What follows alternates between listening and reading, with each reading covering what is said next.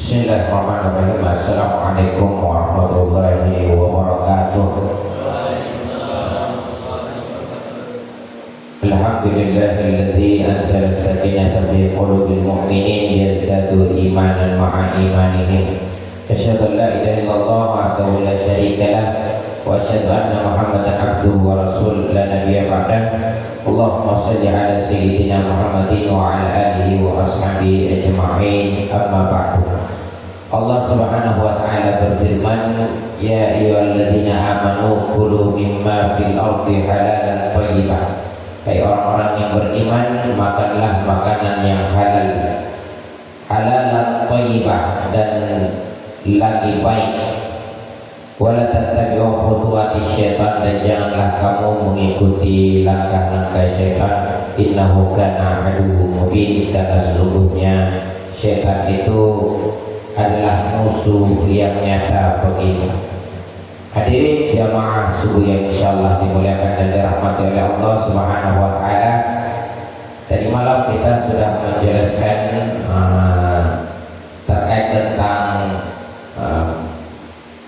makanan yang halal dan makanan yang haram.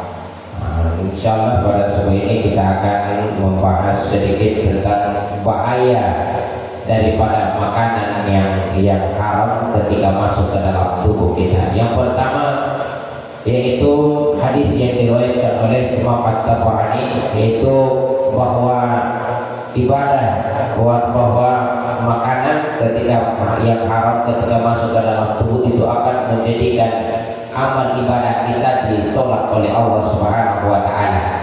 Sebagaimana dalam hadis yang mengatakan bahwa innal abda la yaqdhifu luqmatal harama fi jawfihi. Sesungguhnya ya seorang hamba tidaklah memasukkan sesuatu yang haram ke dalam tubuhnya. Fi jawfihi ma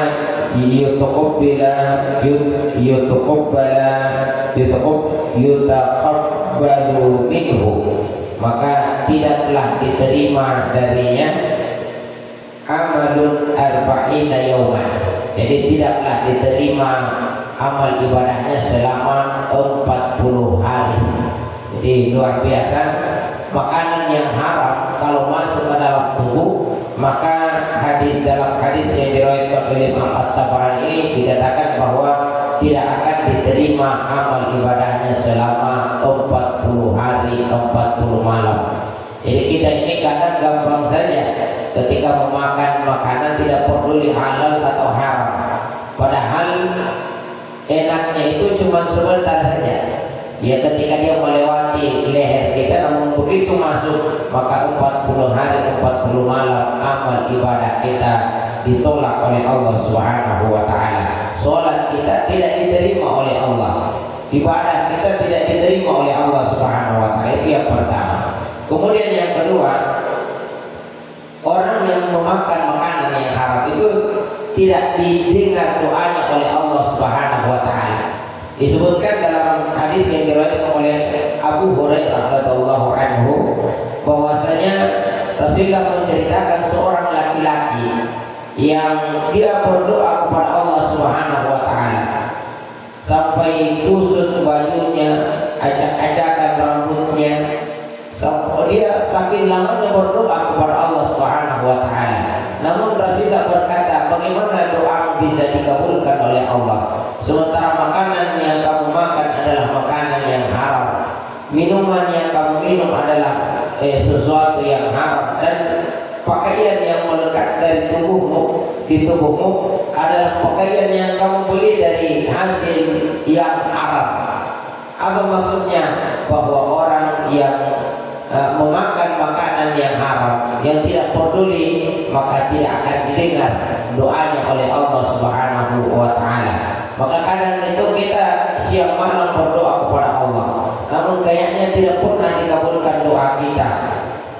Apa penyebabnya? Tidak lain karena makanan yang haram yang sudah masuk ke dalam tubuh kita. Yang ketiga, orang yang memakan makanan yang haram itu akan terkikis imannya.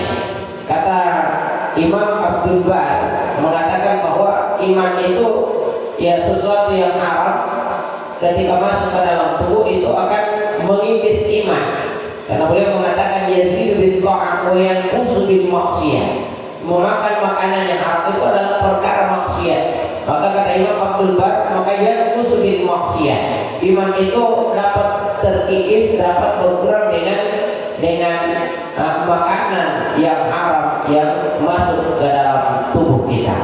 Nah, kemudian yang keempat, orang yang memakan makanan yang haram itu akan dicampakkan ke dalam nerakanya Allah Subhanahu wa taala. Masuk makanan yang haram ke dalam tubuh kita, ke dalam tubuh anak kita. Maka kata Nabi, kullu lahmin nabata min haramin, segala daging yang tumbuh dari ya sesuatu yang haram, makan kita makanan yang haram kemudian menjadi darah, kemudian itu menjadi daging, maka kullu lahmin nabata min haramin, daging yang tumbuh dari sesuatu yang haram yang kita makan, maka fannaru aulabi, maka tidak ada yang bisa mencucinya kecuali api nerakanya Allah Subhanahu wa taala. Kemudian yang terakhir, makanan yang haram ternyata itu dapat mengeraskan hati kita.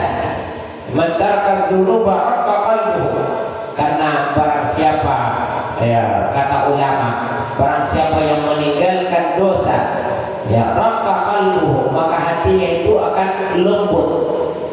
Jadi orang yang lembut hatinya itu mudah mendengarkan nasihat-nasihat.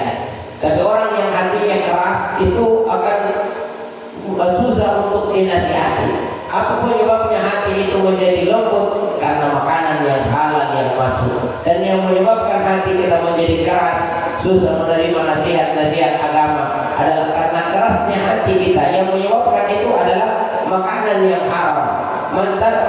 Mantarakal dunuba raqqa qalbuhu wa mantarakal harama wa akala al-halala, maka saffat fitratuhu. Barang siapa yang memakan yang meninggalkan yang haram dan hanya memakan yang halal, maka kata ulama saffat fitratuhu, maka pikirannya akan menjadi jernih.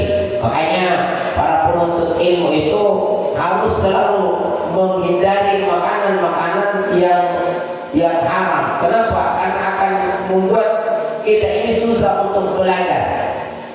Nah, maka kata Imam Syafi'i, al-ilmu nur, syaqautu ila waqi'i suhibin. Saya pernah mengadu kepada guruku tentang buruknya hafalan yang saya miliki.